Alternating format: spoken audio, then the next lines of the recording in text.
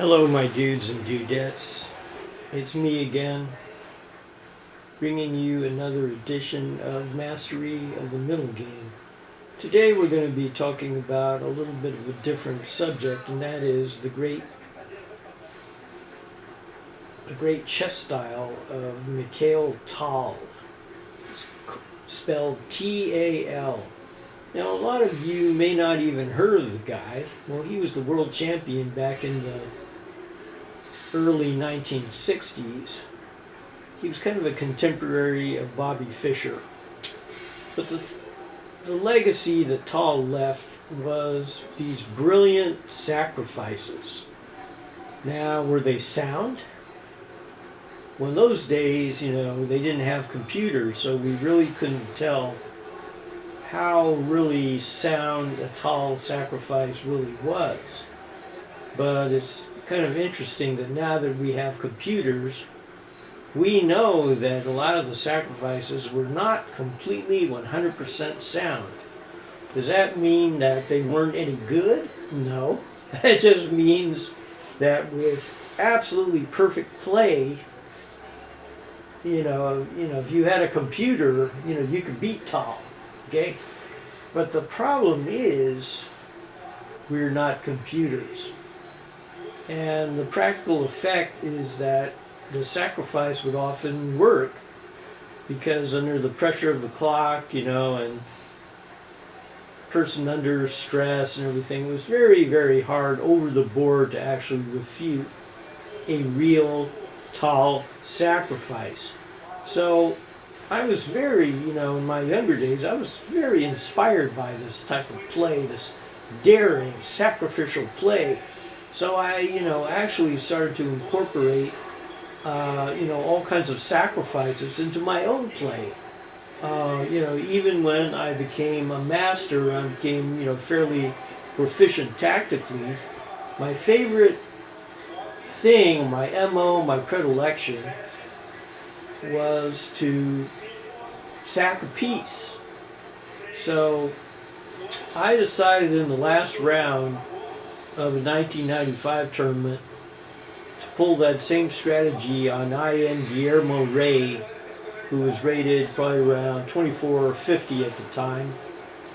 And I had the black pieces, and the opening is a King's Indian. Let's kind of go through that with the computer's help and see if it likes my sacrifice. Okay, this is the kind of a same-ish like setup. Now Ray is very solid. He doesn't like to, engage in double-edged complications. H3, yeah, bishop g5 is best probably.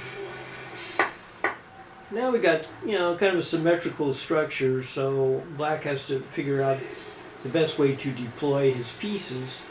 And I decided on this following setup here. Now the knight, notice on g3 is kind of misplaced. It doesn't really, it really doesn't do anything. Especially after f5, I've completely kind of neutralized the knight.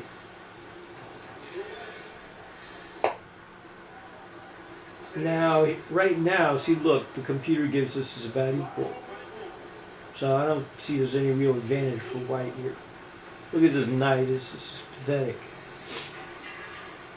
Now let's see how I'm able to set up here. Now he's got to, try to prevent counterplay on the queen side.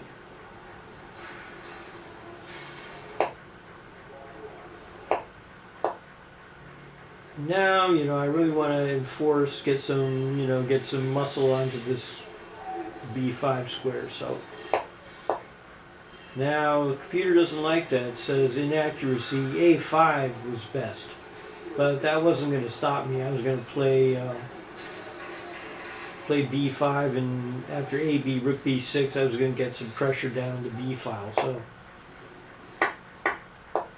okay, this looks kind of normal. Now this move I played quickly, and the reason I played this because I want to get some. Now maybe, yeah.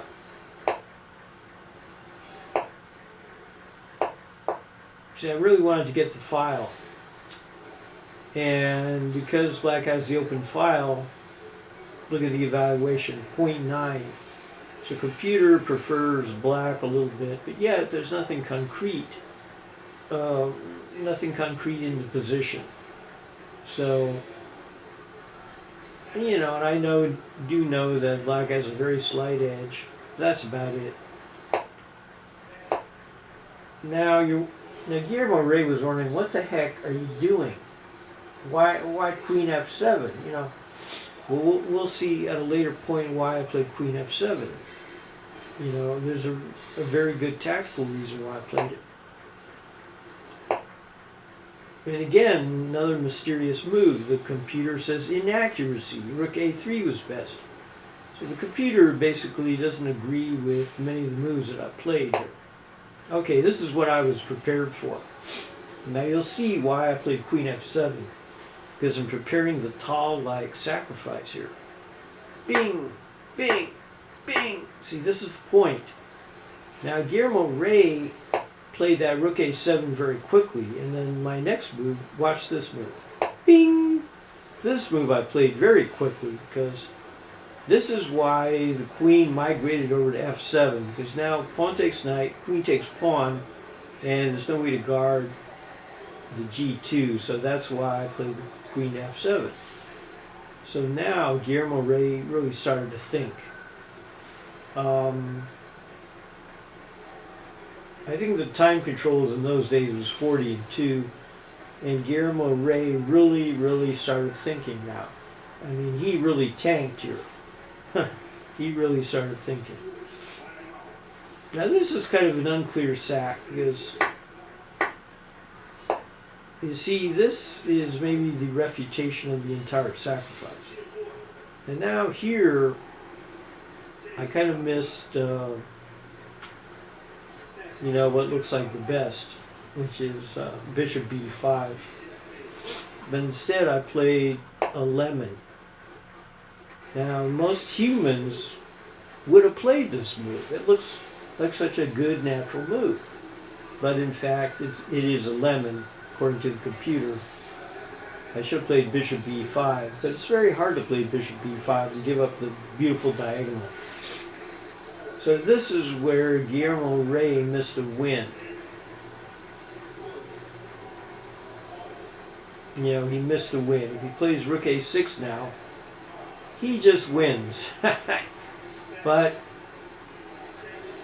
I know that at this point, move 29, Gullermo Rey was running out of time. And he probably only had about 10 minutes here. So that, you know, rook a6 is just a very hard move to find. There's no question about it.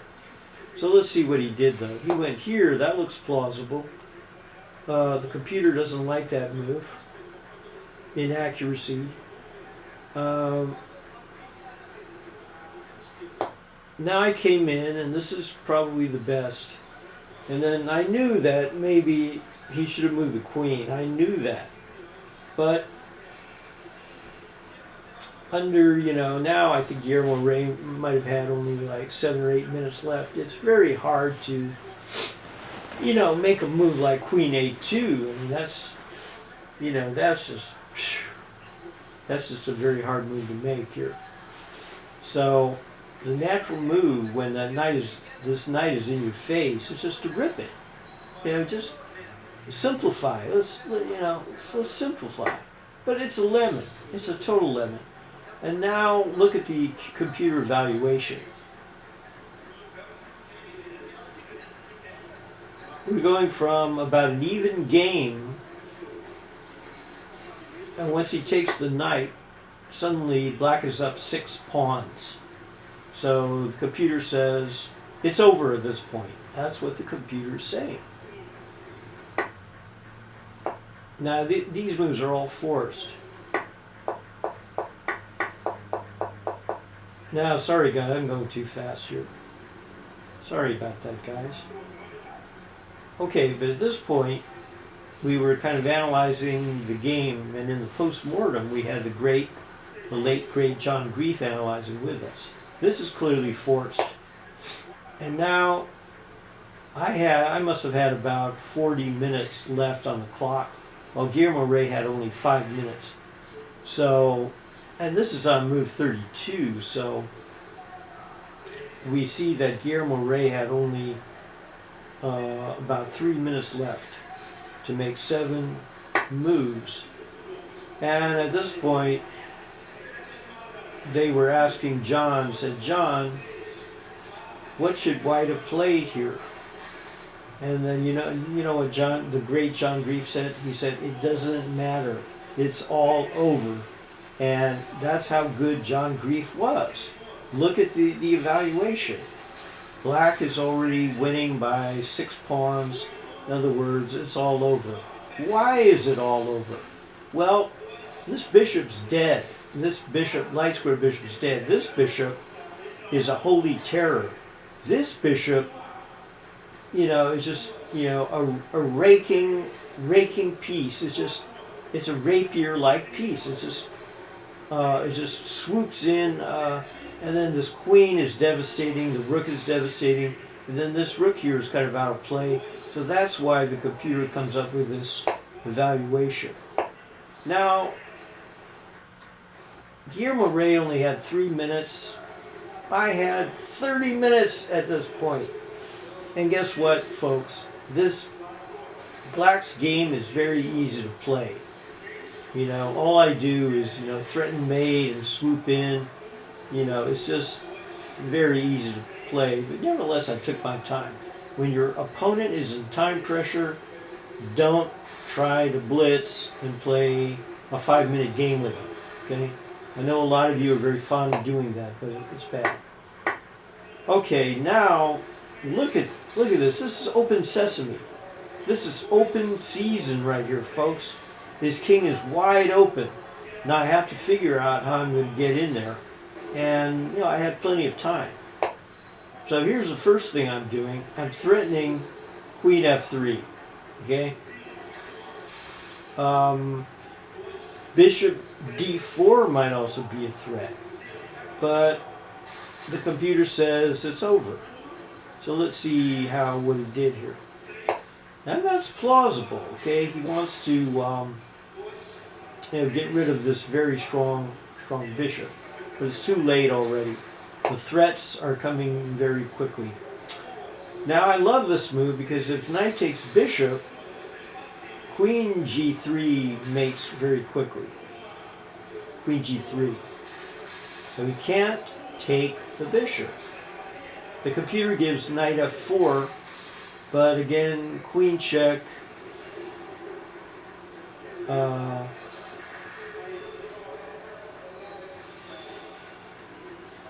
Well, knight f4, that's a very hard move for a human to find. But anyway, let's see what he did. Yeah, that's plausible, but this is already kind